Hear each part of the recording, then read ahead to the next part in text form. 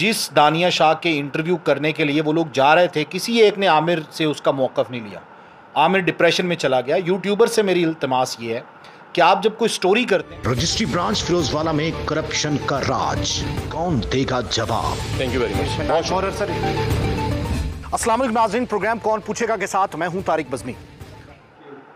बिस्मिल्लाहिर्रहमानिर्रहीम। अस्सलाम वालेकुम, मैं हूं शबाज़ भट्टी और आप देख रहे हैं शबाज़ भट्टी ऑफिशियल चैनल।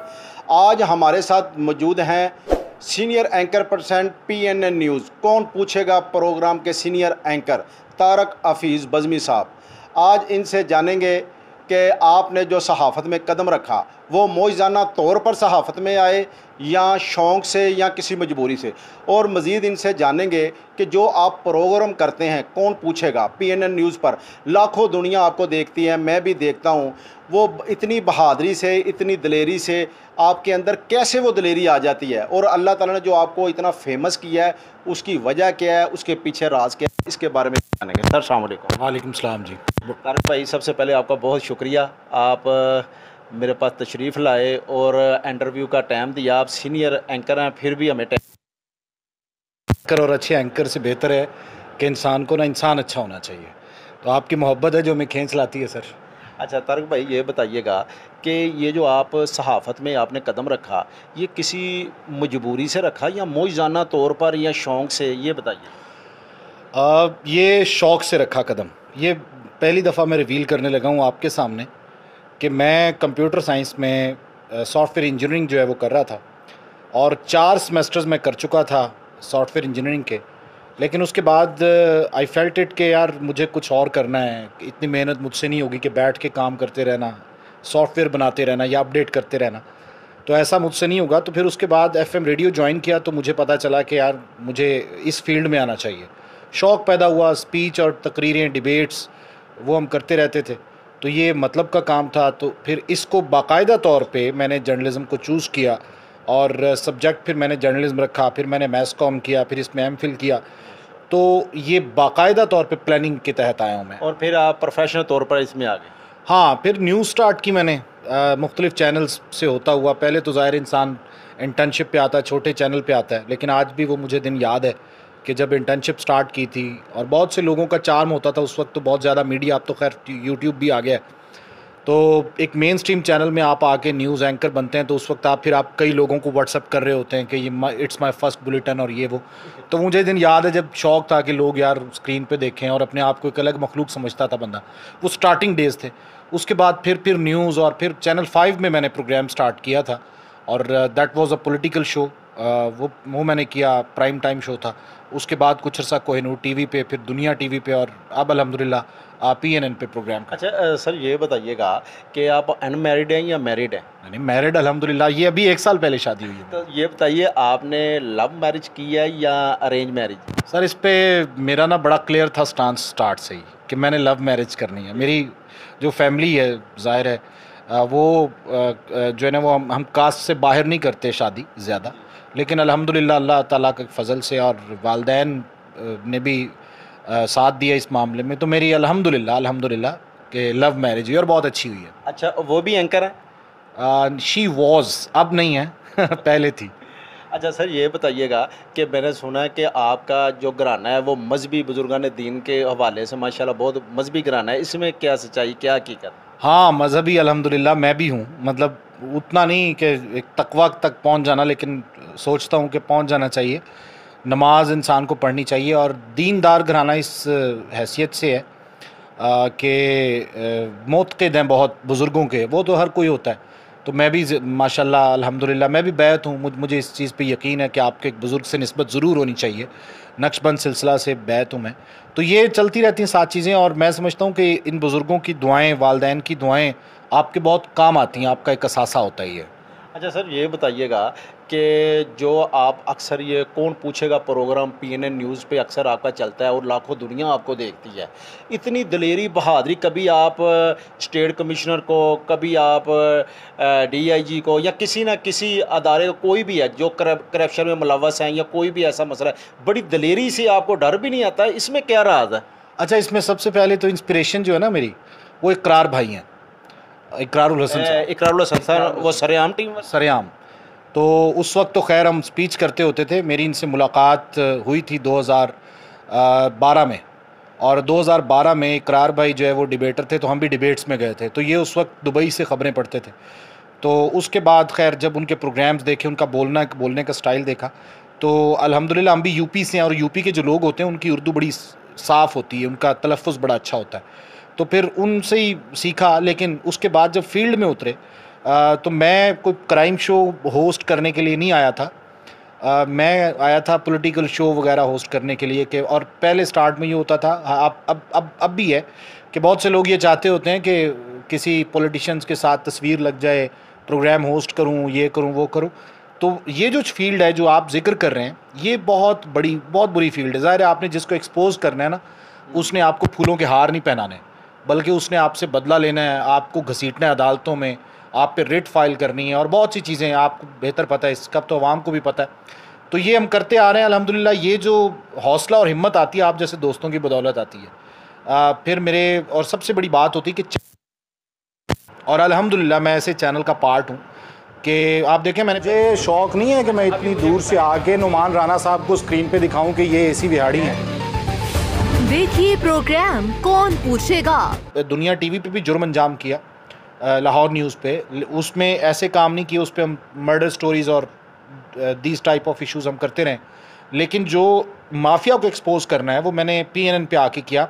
और उसकी सबसे बड़ी रीज़न ये है कि जो PNN के ऑनर है अल्हम्दुलिल्लाह, वो ऑन करते हैं, वो साथ खड़े होते हैं।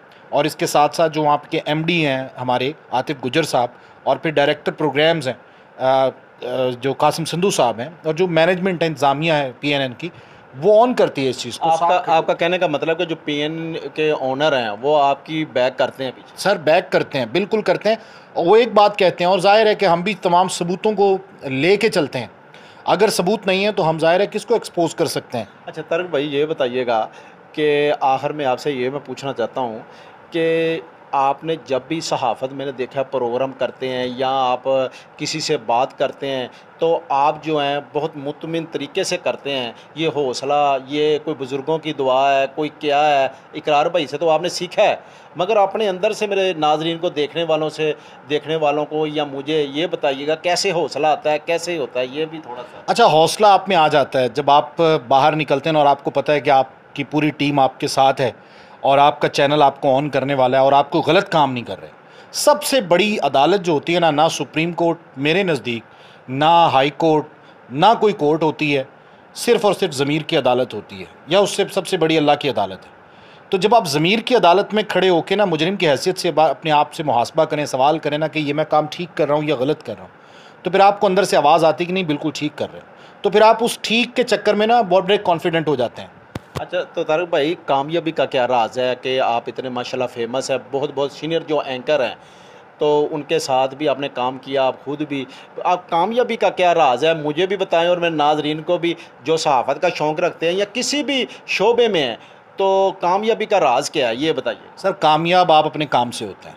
मैं हमेशा कहता हूँ, मैं अपने स्टूडेंट्स को भी कहता हूँ कि जब आप कामयाबी लफ्ज़ एक अलग है जिसमें आप ना धीरे धीरे मेहनत करते हैं, आहिस्ता आहिस्ता आप अपना हिस्सा डालते चले जाते हैं। बाज़ औक़ात आप शॉर्टकट्स ढूंढते हैं कामयाबी के लिए, तो वो नहीं होना चाहिए। आप कामयाब उस वक्त होते हैं कि जब आप दिल जमी के साथ कोई काम करते हैं और उसमें आप इधर उधर ना देखें। ज़ाहिर है कि देखें ना, एक इंसान अपने घर को जा रहा है और रास्ते में अगर कुत्ते भौंक रहे हैं और वो खड़े होकर उनको जवाब देने लग जाए या उनको पत्थर मारने लग जाए, तो वो अपने घर से उतना ही लेट हो जाएगा। और इंसान उसी वक्त सीधे अगर बिल्कुल स्ट्रेट हो और वो इधर उधर ना हो और दिल जमी के साथ अपने काम पे तवज्जो दे, तो इंसान कामयाब हो ही जाता है। इसमें कुछ भी नहीं है। तो कुरान में भी ना, लैसा लिल इंसानी इल्ला मा सआ, कि इंसान को वही कुछ मिलता है जिसके लिए वो कोशिश करता है। तो आप जिसके लिए कोशिश करेंगे आपको वो मिल जाएगा। चोर जब निकलता है चोरी करने के लिए, तो उसकी भी नीयत क्या होती है कि मैंने चोरी करके आनी, उसका फोकस होता है उस पर।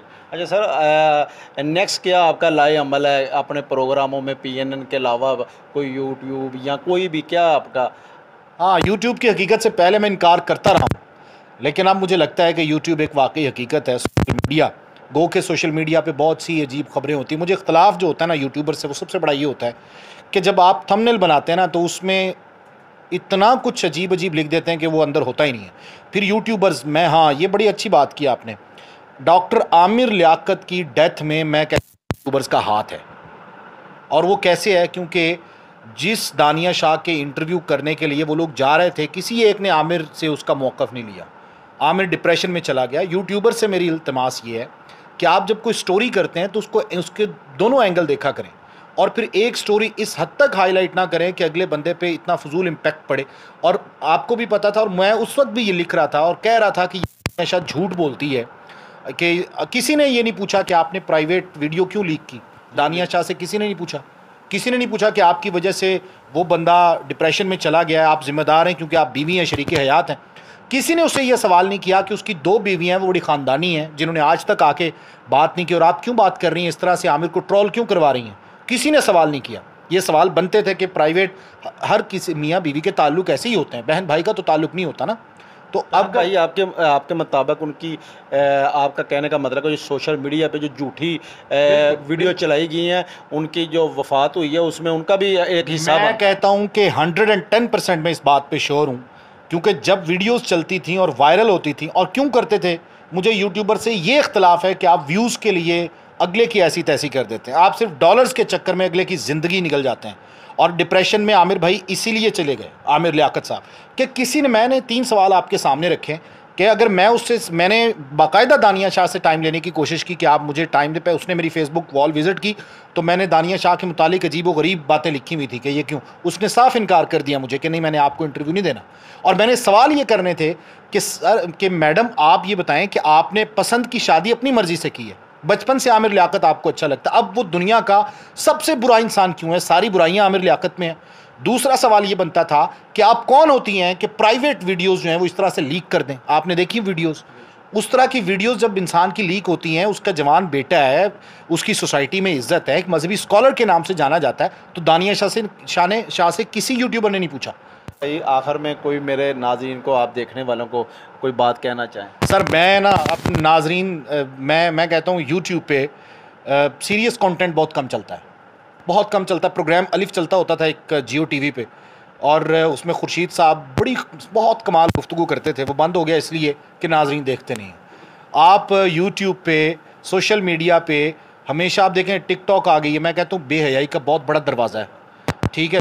बात ये, क्योंकि मैं ज़ाहिर है तालीम से भी वाबस्ता हूँ, कॉलेज से वाबस्ता हूँ, तो मैं समझता हूँ कि बच्चों की तरबियत के लिए कोई चैनल नहीं है। आप मुझे बता दें एक भी यूट्यूब का चैनल बच्चों की तरबियत के लिए नहीं है।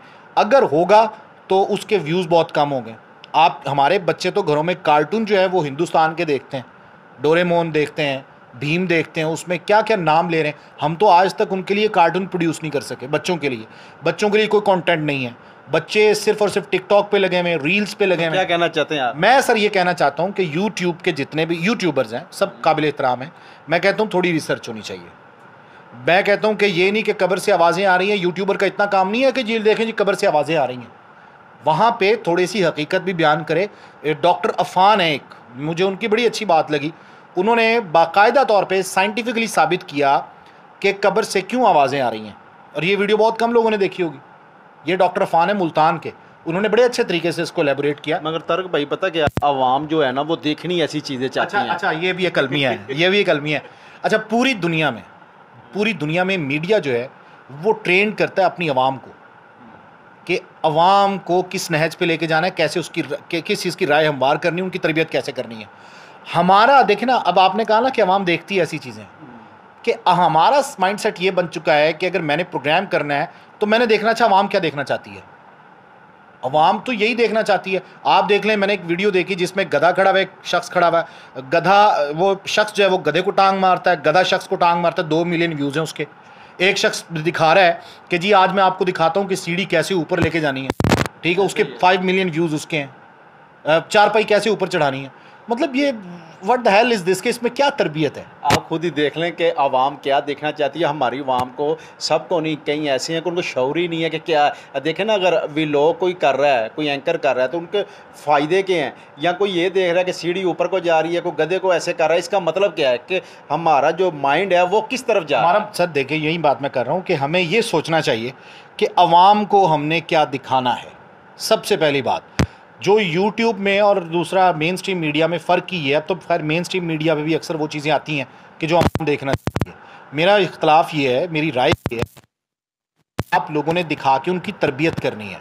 अब देखें ना कि जो शख्स फारिग है करके इसके पास तो दिल देखना है और उस टैलेंट कौन वेबसाइट। तारक भाई बहुत शुक्रिया। आपने तारक बज़मी साहब की बातें सुनी जी। उनका कहना है कि अक्सर जो यूट्यूबर के ऊपर देखा होगा आपने कि थंबनेल के ऊपर कुछ और लिखा होता है, अंदर कुछ और होता है और अक्सर ही नेगेटिव चीज़ें होती हैं। उनका कहना है कि यूट्यूब के अगर मुझे इख्तलाफ था तो उसकी वजह सिर्फ यही है कि जो झूठे यूट्यूबर हैं ना वो हकीकत बयान नहीं करते। और जब उनसे ये जाना कि आपको ये कामयाबी कैसे मिली तो उनका कहना है कि आप सच्चे दिल से, नेक नीति से जब अपने काम के लिए निकल जाते हैं और हक़ के लिए निकलते हैं तो अल्लाह ताला आपके दिल से खौफ ख़त्म कर देता है, अपनी मोहब्बत डाल देता है। और जिसको अल्लाह से मोहब्बत हो जाती है उसे दुनिया का खौफ डर बिल्कुल नहीं रहता। अब तक बस इतना ही। अपने मेज़बान शहबाज भट्टी को इजाज़त दीजिए। अल्लाह हाफ़िज़।